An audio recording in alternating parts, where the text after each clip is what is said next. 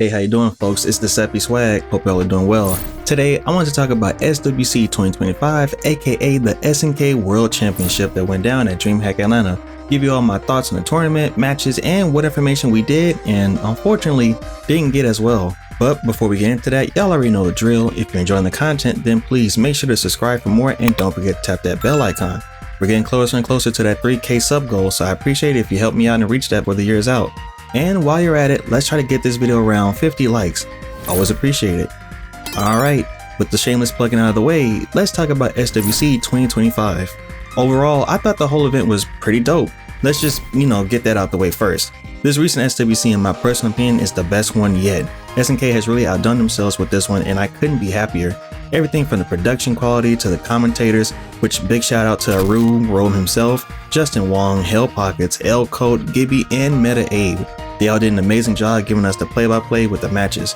Then there's Stu the announcer, giving us some amazing announcing, and I mean Buddy was going in. If you're a wrestling fan, you can understand when I say his announcer voice was giving me main event pay-per-view levels of hype. SNK, please continue bringing back Stu, he did an amazing job. And of course, what we were all there for, the matches. All of the tournaments that were held at the event was special and entertaining from top to bottom, from Samurai Showdown to the King of Fighters 15 to Fatal Fury, and yes, even you Art of Fighting 3. I had a good time watching you as well. Each of these games had their time to shine and give the fan base of those games a time to celebrate and enjoy the competition at the highest level. Something that I've been saying for a long while now is just how extremely important it is for fans of these franchises to have these games displayed on such a large platform, especially Samurai Showdown. Everyone is going to have their favorite franchise, and so having all four of these here was truly something special. And there being a $4 million prize pool across all four titles helps out too. Something I'd like to take a moment to talk about is, after the grand finals for these games, SNK held a special 4-man tournament with the 4 champions of the titles to go head to head with one another in a roulette of games that were featured there. Now, was this hyper competitive between them? Not at all. It was clear that whoever main game was selected had the advantage, but it was nice to see these players go head to head in games that neither one of them had a real advantage in, and ultimately this served as an extremely important purpose. And that's reminding us, the viewers and fans of fighting games, the reason we're even watching, because we enjoy the genre. It's definitely easy to get swept up in the giant wave pool of tier lists, beef sets, tournaments, Steam charts, dead game, live game, player numbers, and blah blah blah. But for anything else, we're fans of fighting games, and this 4-man tournament was just for fun. Of course, there was a shiny wrestling belt as a prize, but for me that belt means more of bragging rights. Like you and your friends and family roasting each other while you play together. All in the name of having a good time and enjoying the games and each other's company. It wasn't meant to be taken serious, just a fun thing to do for us SNK fans. So on that note, I'm happy SNK decided to do that for all of the hype and sweaty competition that we had watched up until that point. Also, real quick, let's talk about the production. Like many of you watching, I wasn't able to attend the event in person and was home watching with my stream chat and the homies, which, by the way, check out my Twitch channel, twitch.tv/DecepySwag with 2 Gs. And even at home, I liked what I saw. The big screens, the title cards were cool, everything seemed nicely done. But with all that out of the way, let's get down to business and talk about what did and didn't get announced at this event.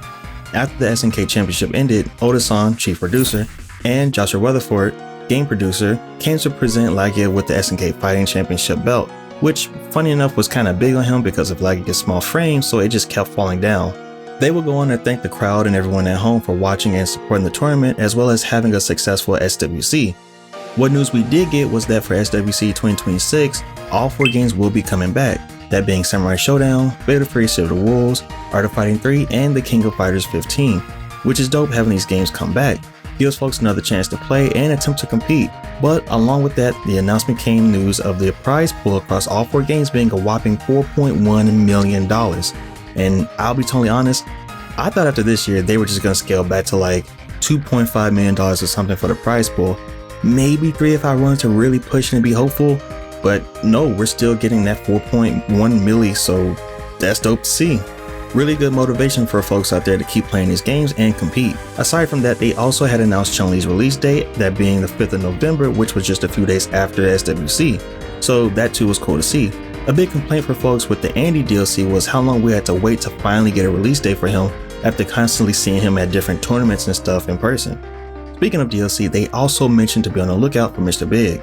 However, this is where the disappointment kicks in because that was all that was announced. We didn't get any news regarding any updates to KOF 15, Fatal Fury, or Samurai Showdown, nor did we get into any details or development updates for the Samurai Showdown action RPG or the new Art of Fighting game that they're working on. Or hell, even some explanation on what was up with that Art of Fighting animation clip they released. And I'll be honest, I was disappointed a little bit. I was really hoping to see some kind of announcement, and I'm sure many of you watching felt the same way. But after having sat on it for about a day or so and looking back on the event, I can't say that I'm upset. Would I have liked some kind of announcement? Yeah, of course, but like I tweeted, I enjoyed SWC a lot. Something to take notice, when you go back and rewatch the last portion of the VOD, you can tell that they knew we were hoping for some kind of announcement. That's why if you peep, Weatherford kept saying, "You're gonna have some announcements next year, don't worry, we're gonna have some real hype stuff. Just keep supporting us and we're gonna keep supporting you as a community." That right there was SNK very clearly letting us know, hey, we know you all were expecting some big news, but we're not ready to reveal that just yet, but stay tuned for next year. Them saying this and repeatedly at that lets me know that come next year, we very may well be getting some hype shit. And not just news regarding a season 2 for Fatal Fury, but potentially news for Samurai Showdown action RPG, as well as news for that new Art of Fighting game. SWC ended a few days ago now, and since then I have seen a lot of attention on those games from the event, especially KOF with folks seeing how hyped the matches were and talking about wanting to get involved and try out these titles. Now, we all know how fickle people can be, so we'll see if they actually try the games out, but it's still dope to see folks seem interested regardless. Another thing I have seen are folks from Sam Show and KOF 15 communities asking SNK for some updates to come to their games, be it a new season of DLC for KOF or crossplay and bug fixes for Samurai Showdown. It would be really dope if SNK next year made some kind of huge announcement regarding these requests from the community, especially with KOF 15 considering how hype it was when Lao Yagami beating Xiaohai to become the new KOF 15 champion, and not only the first Latin American champion, but the first champion from this side of the hemisphere. I have my own thoughts on what SNK could do for these games, and more than likely those will each be their own separate video for those games, KOF 15, Sam Show, and even ideas regarding Art of Fighting 3.